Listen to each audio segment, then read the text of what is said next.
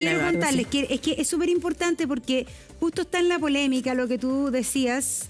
Está la polémica del sistema de vacunación nacional porque Johannes Kaiser dijo el fin de semana... ¿Qué eso? ¿No hay polémica? No hay polémica. Bueno, es una idea. No es polémica. Es como si dijéramos que está con cucarachas la vacuna. No, la respuesta es no. Aquí ciencia, y la ciencia dice que las vacunas son seguras y efectivas. Ya no, es que para poner, frío, ¿no? Ivancito, para ponerle a la gente, en el Contexto. fondo, el contexto es que ha habido mucha reacción a las declaraciones del precandidato presidencial Johannes Kaiser, a quien TV en Estado Nacional respecto a su crítica a el plan de vacunación, que además decía que eran 72 vacunas, que eso no es así, que son 23, según lo que yo tengo entendido. Son distintas vacunas, claro, hay un calendario que va cambiando año a año. Sí. Pero en el fondo, ¿y por qué es importante el tema farmacia versus ministerio? Porque de verdad la calidad de las vacunas que pone nuestro sistema público son súper buenas. Absolutamente. Entonces, finalmente, claro, puede ser que la de la farmacia, porque hay un grupo que no está dentro del plan de vacunación y que sí se quiere vacunar. Y ese grupo es el que está disponible la vacuna en una farmacia o incluso en clínicas que incluyen o en vacunatorios. La vacuna y que te la pongan. Exactamente. Ahora quiero decir una cosa. No se había visto mortalidad por sarampión en años hasta que en Estados Unidos los movimientos antivacunas empezaron a hacer que los niños no se vacunaran y ya hay fallecidos por eso. Quiero que alguien me diga de nuestros auditores quién recuerda en Chile que haya habido algún niño con alguna encefalopatía por tuberculosis en los últimos 50 años.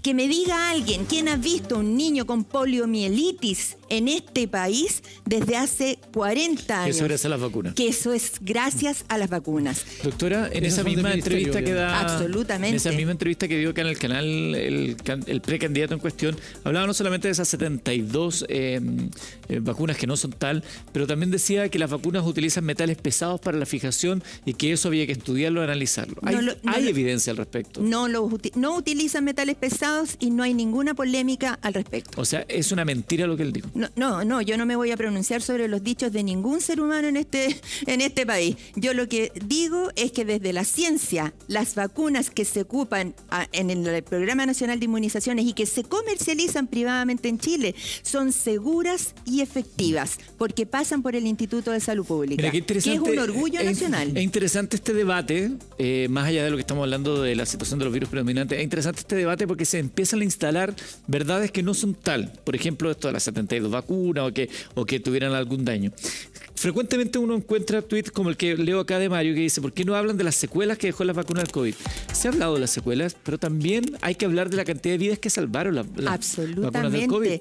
Quiero pucha, dale. Quíntuple estrellita para Eduardo hoy día entonces. Gracias. ¿Qué es lo que pasa, queridos amigos? Si usted vive en el norte y lo pica una vinchuca, le va a transmitir una enfermedad que se llama mal de Chagas. 60 años después de la inoculación de ese mal, 60 años después, puede ser que tenga una miocardiopatía dilatada que requiera marcapaso. Por lo tanto, lo que esté pasando con el COVID a 5 años recién de la historia de la humanidad con la enfermedad es una noticia en desarrollo. Por lo tanto, todo lo que pase por la enfermedad, los 62.000 fallecidos, los 500.000 secuelados de alguna naturaleza por haber tenido la enfermedad, son lo que nos tiene que preocupar. También, y evidentemente, la industria farmacéutica monitorea con sus herramientas para hacerlo cualquier efecto secundario de todos los medicamentos que se comercializan, o así debería ser.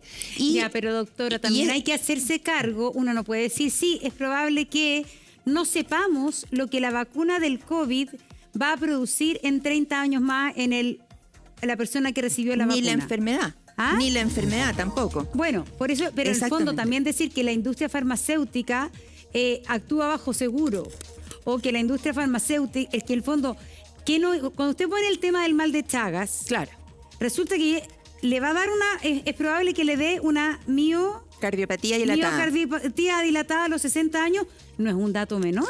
No, por eso mismo. Que una vacuna te vaya a producir a los 60 una consecuencia así en el corazón, perdone que le diga, pero un efecto secundario súper relevante de la vacuna. Absolutamente, pero vimos morir gente todo el año Eso es lo que sí no sabíamos. existió vacunas de insuficiencia respiratoria.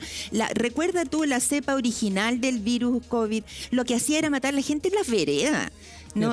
Se saturó por completo el sistema hospitalario, se estresaron hasta el infinito en este país y en países de más bajos ingresos las hospitalizaciones, la gente moría en las veredas.